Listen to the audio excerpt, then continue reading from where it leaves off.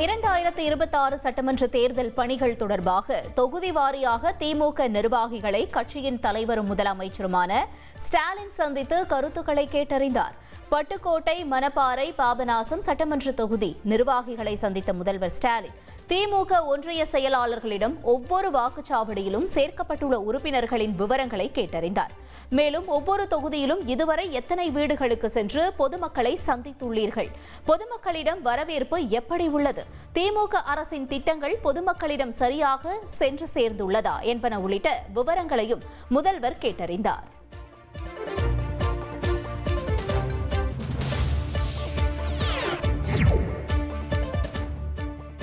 மக்களை காப்போம், தமிழகத்தை மீட்போம் என்ற பெயரில் எடப்பாடி பழனிசாமி கோவை மேட்டுப்பாளையத்தில் வரும் 7ஆம் தேதி முதல் தேர்தல் சுற்றுப்பயணம் மேற்கொள்கிறார்.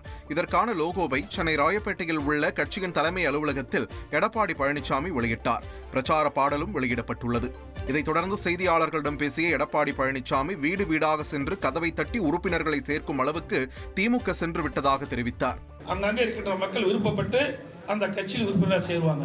ஆனால் திமுக வீடு வீடா போய் கதவை தட்டி திமுகவில் சேர்ந்துக்குன்னு இன்னைக்கு போய் வீடு வீடா கதவை தட்டி உறுப்பினர் சேர்க்கின்ற அளவிற்கு திரு ஸ்டாலின் தலைமையிலான திமுக சென்று விட்டது என்பதுதான் நான் பார்க்கிறேன்.